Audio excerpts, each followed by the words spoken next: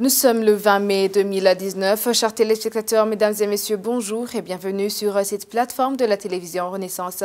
C'est le journal en langue française. Tout de suite, les titres. Les réactions tombent de partout après la décision de la Cour suprême de saisir des biens meubles et immeubles des présumés putschistes du 13 mai 2015.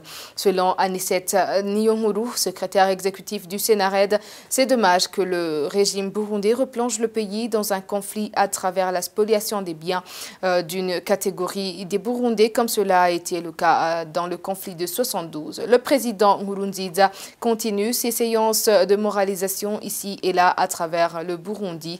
Dans la province de Bujumbura, ce week-end, il appelle aux Burundais d'être caractérisés par un attachement passionné de la nation. Nous allons le suivre dans ce journal. Hors de nos frontières, Moïse Katumbi, l'opposant congolais, de retour à Lubumbashi. En même temps, Félix Tshisekedi nomme son Premier ministre après ses 4 mois au pouvoir. Voici pour le sommaire.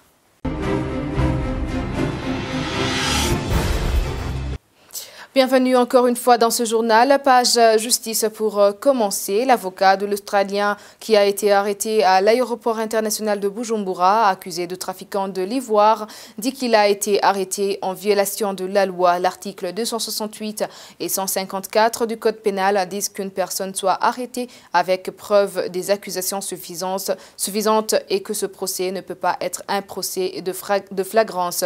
Il a déclaré ce vendredi lors d'un premier jugement avec la Cour et celui dont il est avocat. Suivez. Les enquêtes ont été menées en violation de la loi, à l'occurrence l'article 268 qui stipule que pour que le procès soit amené au ministère public, il ne peut pas dépasser 5 jours. Aujourd'hui, vous voyez qu'on l'a amené à la cour d'appel. Ce qui est étonnant, cette cour demande que les enquêtes soient menées de nouveau pour dire que mon client a été arrêté injustement sans preuve même. L'article 154 du Code pénal dit que pour qu'une personne soit arrêtée, il faut qu'il y ait des indices sérieux de culpabilité. Mon client a été mis en prison sans ces indices sérieux de culpabilité, puisque son crime n'entre pas dans des procès de flagrance. On demande que la justice burundaise prenne en main ce dossier pour que cette personne soit mise à liberté qui a été arrêtée en violation de la loi, du moment où ils disent que les éléments d'indices sérieux de culpabilité ne sont pas suffisants. L'article 154, verset 1, dit également qu'une personne soit arrêtée avec des accusations suffisantes. Dans ce procès, le procureur, lui aussi, a demandé de mener des enquêtes de nouveau.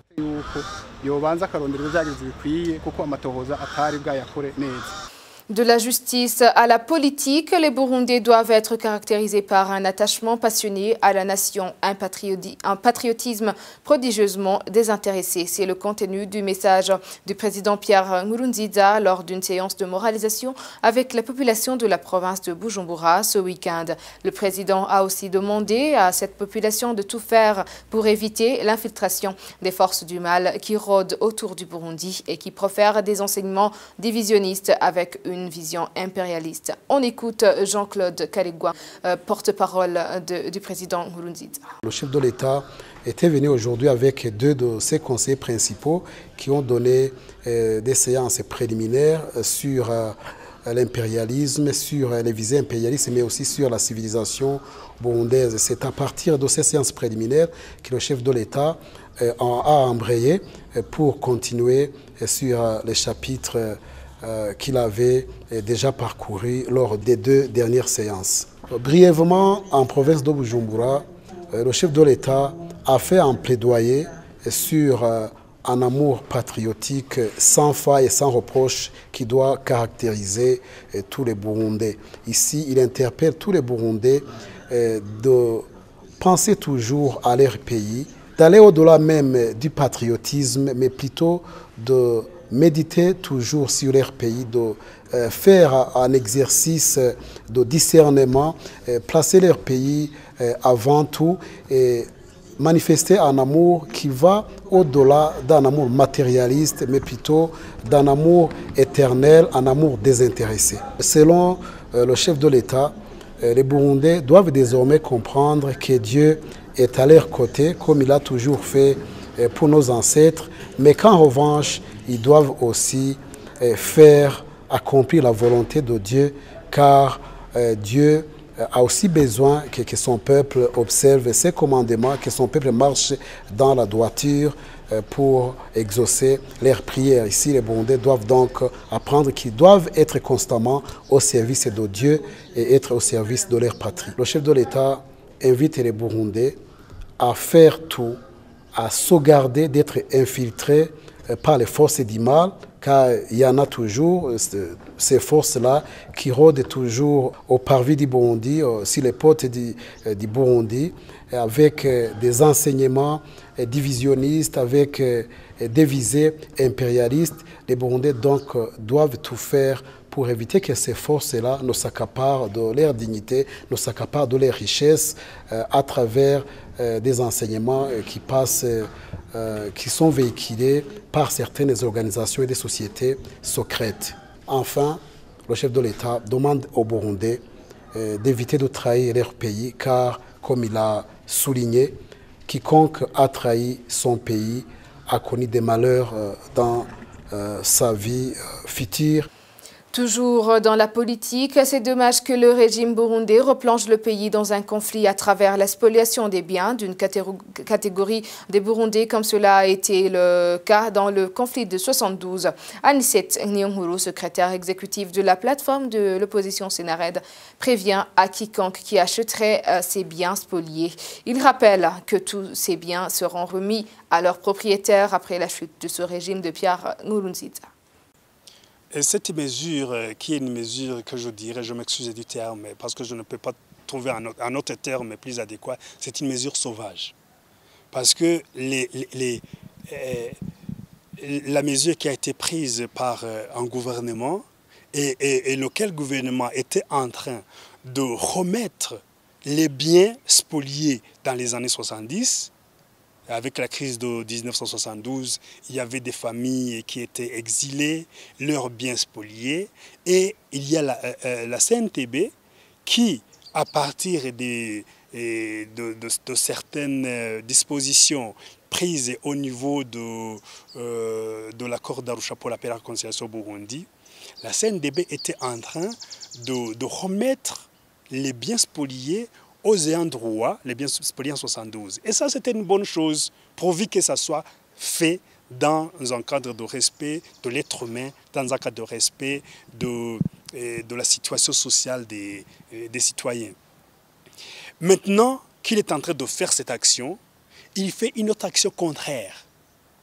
La spoliation des biens des personnalités de l'opposition, des personnalités de la société civile, des journalistes. Et là, c'est une mesure que je ne peux que qualifier de sauvage. Dans un État démocratique, dans un État moderne, on ne peut pas prendre des mesures pareilles. La deuxième chose, ou le deuxième argument que je voulais dire pour montrer le côté sauvage de cette mesure, c'est que le pouvoir va vendre, risque de vendre tel qu'on l'entend, il va vendre les meubles, les biens meubles et immeubles spoliés. Et là, j'attire l'attention de tout compatriote, de tout étranger résidant au Burundi qui risque d'acheter les biens meubles et immeubles spoliés aux personnalités de l'opposition politique, aux personnalités de la société civile et aux journalistes. Ces biens spoliés devront être remis à leurs ayants droit, tôt ou tard. Parce que ce pouvoir-là, ce n'est pas un pouvoir éternel. Ils disent souvent, nous allons quitter le pouvoir quand Jésus sera de retour. Est-ce qu'ils savent quand il sera de retour? Il peut venir demain. Personne ne sait. Ils n'ont aucun contrat avec Jésus. Alors, ils peuvent quitter d'un moment à l'autre. Et dès qu'ils quitteront le pouvoir, l'autre pouvoir qui suivra va remettre ses biens, surtout les biens immeubles, aux ayants droit. Et gare à celui qui les aura achetés. Et j'attire l'attention de tous mes compatriotes de ne surtout pas oser acheter les biens immeubles qui sont en train d'être spoliés par ce pouvoir de Bujumbura. C'est un pouvoir tout simplement irresponsable. Il fait une chose et son contraire. Et c'est dommage pour le Burundi. C'est dommage pour mon pays. C'est dommage pour mon peuple. Si la décision de saisir les biens des accusés d'avoir tenté de renverser le pouvoir en 2015 a été prise pour des mobiles politiques, c'est regrettable. Ce regret est de Jean-Claude Nkundwa, expert en résolution pacifique des conflits. Selon lui, les Burundais s'attendaient à une solution à la crise, mais cette décision vient pour montrer qu'au lieu de trouver une solution, le pouvoir continue de durcir le conflit. Il demande que toutes les parties reviennent au chemin du dialogue, le seul moyen de résoudre le conflit avec moins de casse. On l'écoute, il a été joint par téléphone. Je dirais que ça serait une mauvaise décision qui montre que nos dirigeants actuels n'ont jamais appris de l'histoire. Parce que dans l'histoire, de telles décisions ont été prises et aujourd'hui, à cause de cette prise de décision, les dirigeants même trouvent beaucoup de difficultés à résoudre les problèmes du passé qui sont sur leur agenda. Alors, prendre une décision pareille, qui est semblable à des décisions qui ont été prises dans le passé, dans le fait de se venger ou infliger la souffrance aux opposants, devrait être plutôt réfléchi pour savoir qu'il ne faut pas enfoncer le pays encore une fois dans les difficultés, alors que même les difficultés du passé ne sont pas encore résolues. Je ne pense pas que c'est une méthode de résolution des conflits, c'est plutôt des méthodes d'escalation des conflits qui vont amener le Burundi dans d'autres conflits plus complexes. Je pense que cette question ne demande pas de victoire. Cette question demande plutôt de réflexion, de dialogue, de la prise de leçons pour tracer une autre orientation du pays pour le bien-être des générations actuelles et des générations à venir. Si cette décision a été prise pour réellement démontrer la force, c'est une erreur grave.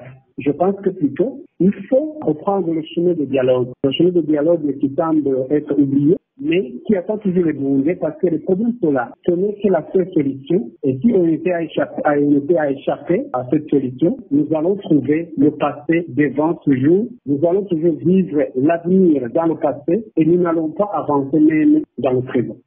Et maintenant, page économie, les dirigeants actuels du pays doivent reconnaître que le Burundi est pauvre et doivent accepter de faire face aux questions que traverse la population burundaise pour que la communauté internationale puisse encore soutenir le Burundi. Cette déclaration est de Léonce Ngendakumana, vice-président du parti Sahwanya Afrodéou. C'était ce dimanche lors de l'inauguration de permanence de ce parti en zone Kanyosha en mairie de Bujumbura. Nous sommes en visite pour se saluer avec les militants de notre parti pour continuer notre combat de lutte de la démocratie. Nous vivons une période dramatique. On dirait que nous sommes dans une guerre contre les nations, les organisations. Aujourd'hui, où les Burundais internes et externes ne peuvent pas se parler. Le gouvernement en place lui-même le sait que nous sommes enfermés. Notre politique ne s'arrêtera pas aux élections. Nous allons lancer également cette politique à travers les partenaires qui peuvent soutenir notre pays. Il faut que le pouvoir avoue notre pauvreté. On ne peut pas rester silencieux face à ce chômage que vit la jeunesse burundaise. C'est difficile, mais nous appuierons de cette politique pour voir comment on peut faire face à cette crise que traverse la population burundaise. Par après, on en parlera avec tout le monde, la société civile, les partis politiques, ainsi que le parti qui est au pouvoir aujourd'hui. On ne peut pas rester en prison qu'on s'était mis nous-mêmes en passant par les pays de la sous-région, de l'Union africaine, l'ONU et l'Union européenne pour les expliquer qu'on a éliminé les obstacles qui nous divisent pour avoir encore une fois une bonne coopération avec ces États.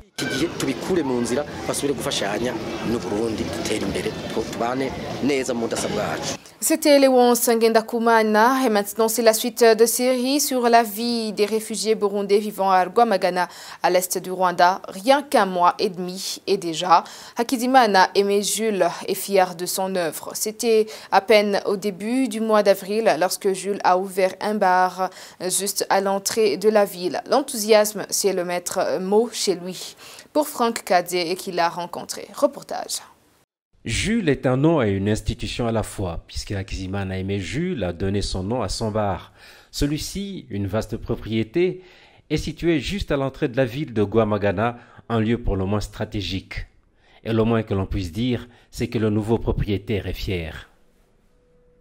Je suis fier, très fier jusqu'à maintenant.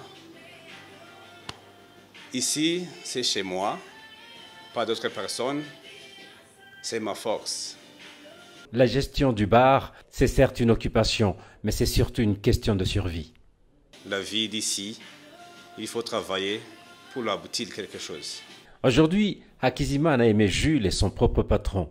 Son personnel est composé de 5 personnes, lui inclus, car il se définit lui-même avec humilité comme un travailleur parmi les autres. Il emploie de jeunes Rwandais et Burundais. Il est aussi préoccupé du sort des autres compatriotes. Son appel est empreint de noblesse. J'aimerais dire aux autres personnes, même les gens burundais qui vivent ici au Rwanda, travailler pour améliorer le vivre. Si son bar connaît un rapide épanouissement, c'est sans doute pour son sens de leadership, un sens apprécié à sa juste valeur par son personnel.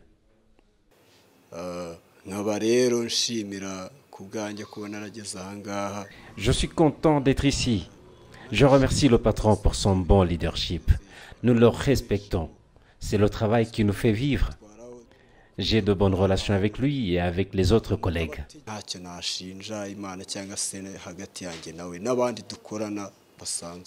Jules est certes content de sa situation actuelle, mais il pense surtout à son retour au pays natal.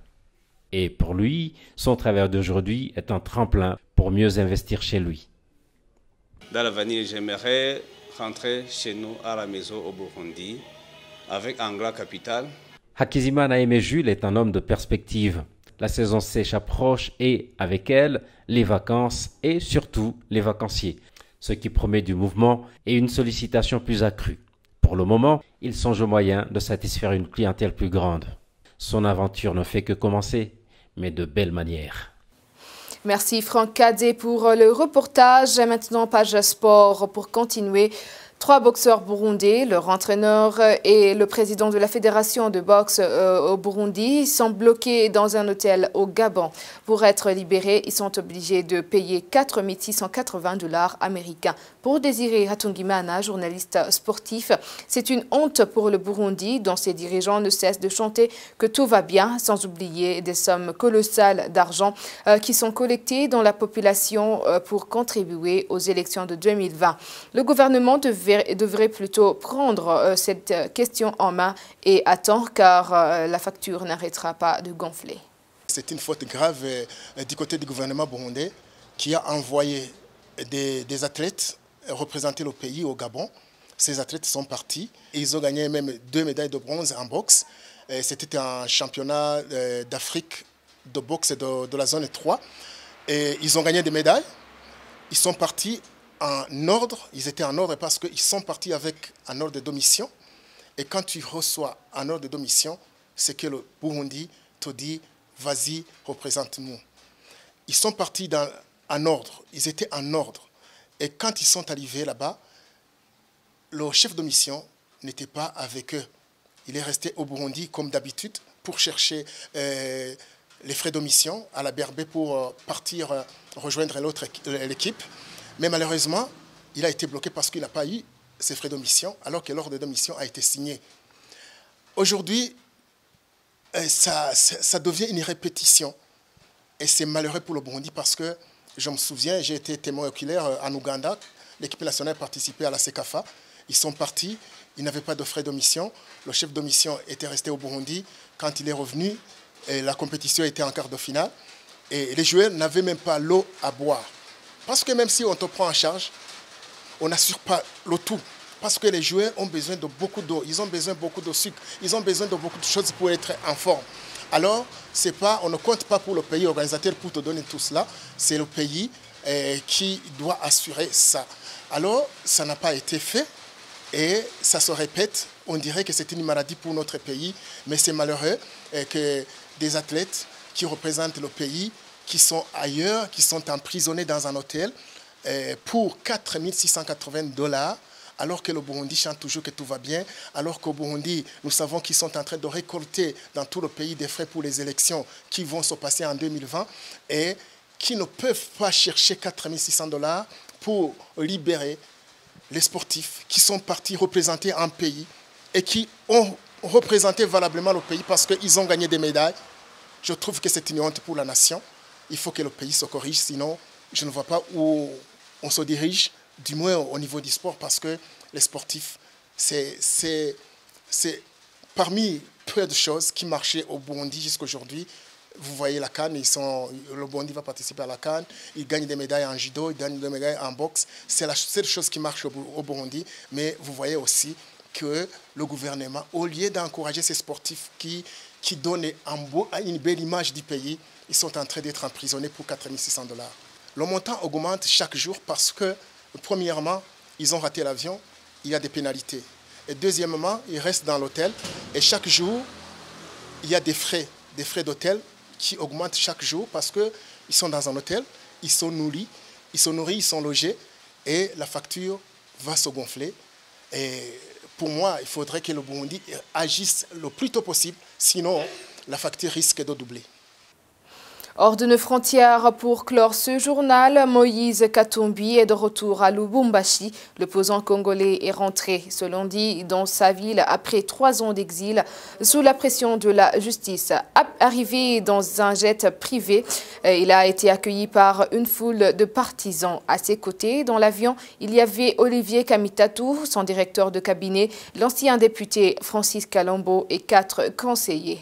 À sa descente d'avion, il a déclaré se sentir très bien. Il a ensuite remercié les nouvelles autorités du pays pour lui avoir permis de rentrer, notamment en lui délivrant son passeport. Nous tenons aussi à vous informer qu'après 4 mois sur le pouvoir, Tshisekedi Félix vient de nommer son premier ministre Sylvestre Ilunga Ilunkamba.